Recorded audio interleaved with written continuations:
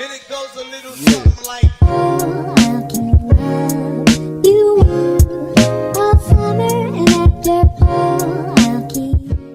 Hey guys, welcome back to my channel. If you didn't already know, it's Dadazo, so let's get right into this video. So today I really want to shake things up. So I recently came across this video by Jubilee, and it's called Reading Strangers' Deepest Betrayals. So before we even get into this, please take the time to read the disclaimer off of their screen, and then let's get right into it. My best friend tried to kill me with a vehicle. I was on life support for 3 weeks. I'm still trying to understand why she did it. She ruined my life and she only got 5 years probation.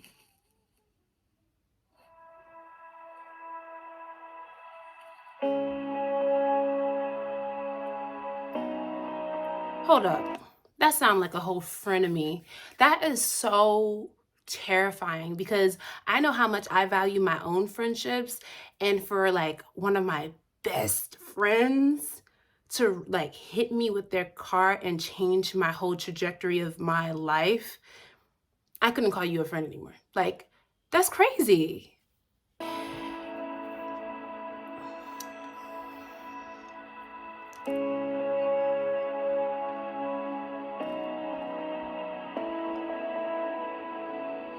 I took $100 from my dad's wallet. He found out and confronted me and my brother. I quickly put the money in my brother's drawer. My dad found it and kicked him out of the house. That was a year ago and we haven't heard much since. He won't answer my calls or texts. Oh man. My friend committed suicide last year, and I was the last person he tried calling. If I took the time and answered, he might still be here today. Oh my God. Well, Oh my God. Oh my God. I just wish the person didn't have to carry such a burden, because unless you were literally the person that pushed them to, you know, I feel like you shouldn't carry that burden with you. And I know it's easier said than done, because you could just be like, oh, like, it's not your fault. But people, you know, the wishing that you had talked to the person, you could have done something. Sometimes it's already dead set into their mind, and you just can't hold on to that hurt, you know? my little brother knocked his bowl of ramen while watching TV. My father blamed it on me. And after I tried explaining myself, he started slapping me until my glasses fell on the floor and broke. My mother and my brother did nothing. Later, my mom said, if people ask how you broke your glasses, tell them it was because you fell on the ground. Wow. I kept the fact that my dad was cheating on my mom with another woman. I should be a lot more mad at my dad, but for some reason, I'm so guilt-ridden and angry at myself for hurting the most important person in my life. I feel like whatever I do, I can't make it up to my mom. It's a lot more difficult of a decision, I think, than people may realize. Maybe she sees that and they divorce and it tears apart your whole family. Or maybe she doesn't believe it at all, and then you just become the bad guy.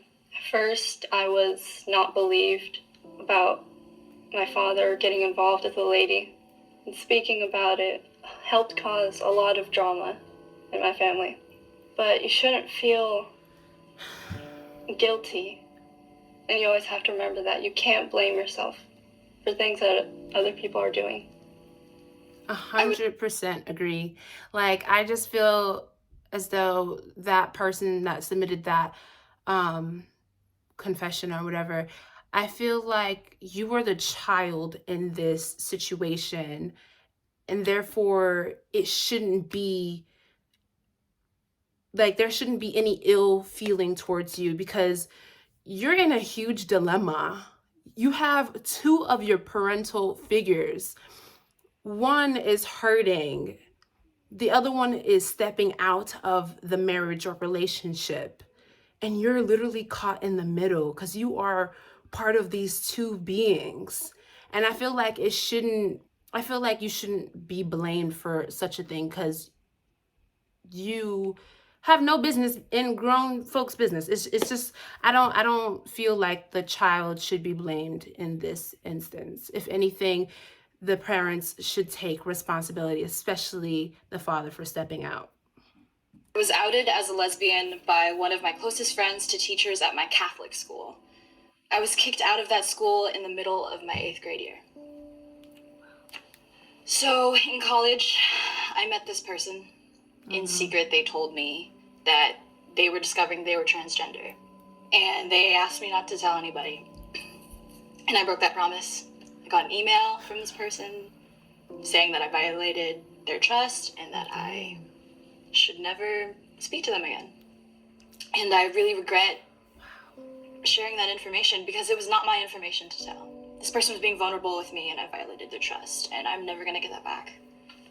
For sure. That must really suck for you, but even more for the other person, because they trusted you with something so vital, especially to like their being. And I feel like that person from now on is going to have a really hard time moving forward and trusting others, or at least having, you know, some type of, or thinking there's a lack thereof of integrity into whoever they meet next.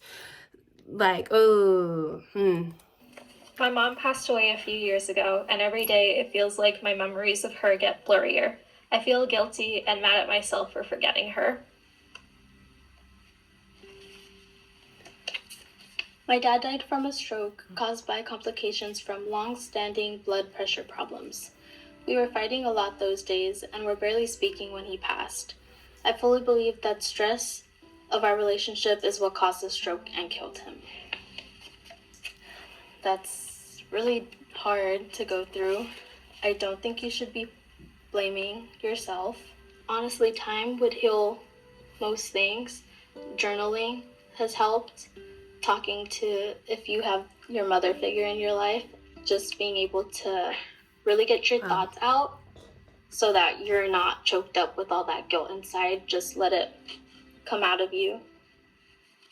As a child, I was taken advantage of sexually by multiple men in my family. At age 15, when a school counselor heard about a specific uncle touching me, she called the police, and my mother. What hurt the most was when my mother was angry at me instead.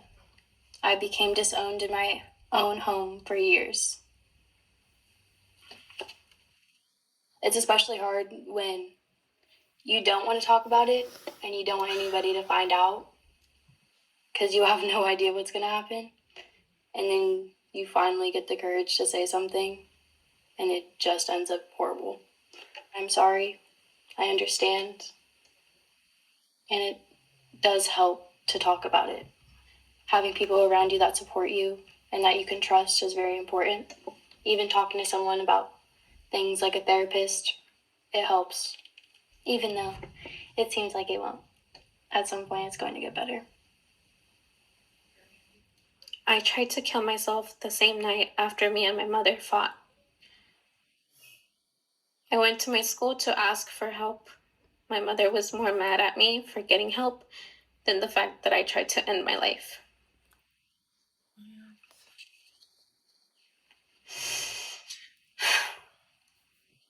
Sorry, Yesterday actually marked 10 years that my mom left me and my dad. And after she left is when I started battling with depression and anxiety and just like abandonment issues. And with that going on, I actually attempted suicide also because I felt like if my own mom didn't want to stay with me, then what is the purpose of being here? oh my God. I feel for this person because they wanted to end their life after they fought with their mom. I hope their relationship with their mother is good now and that they got the help that they needed. That is so sad, because I feel like a lot of people that have dealt with, you know, a parent not being there in their lives, you know, whether that's a mother or father, or just a relative, just, you know, leaving their life, I always just wanted people to know that it is not about you. It is about them. It's about them. That's why they left. It is not because of you. Some people have in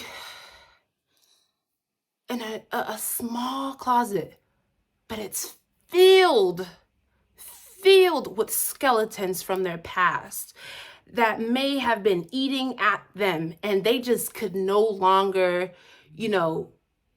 be in a space that was filled with peace and love and, all these things, when their mind was just filled with all of these other things that was going on. I don't know what I'm not a mind reader or anything like that, but I'm just saying, like, at the end of the day, I just want people that go through that to know that you are not the reason why these people up and leave out of your life. So, when I came out to my parents as gay, they told me to keep my mouth shut and not tell anyone because it could ruin the family name. They chose reputation over their own child's happiness. So, because of my background, I'm Nigerian, and coming from a culture that doesn't just not celebrate it, but discourages it, can be especially difficult. The best thing is to find your chosen family, to find people that will support you and love you unconditionally, because, you have to navigate this crazy world with people on your side. It's unfortunate if it can't be your bloodline, but there are people you should know that will support you. You just really got to pay attention to who you bring into your life, the type of people they're around as well. Someone who's your friend, really, and someone who looks out for you. oh my God, this was so heartbreaking, guys. Like, I am not even like kidding with y'all. The one with the friend hitting the other person with their car and, changing the trajectory of that person's life completely. I don't know. I really related to that a lot because of what my friendships mean to me and how I love on my friends and how they reciprocate that love. And I just couldn't imagine, I just can't imagine someone that I not only call a friend, but my best friend, to do such a thing. And that was so heartbreaking. All of it was really heartbreaking and heart-wrenching. But I hope that you guys kind of took away something from this video, whether, it was positive or negative or something that you think that, I don't know. Like, I just hope that you guys enjoyed this video. Don't forget to like, comment, share, subscribe, do all of that, and I will see you in the next one. Bye.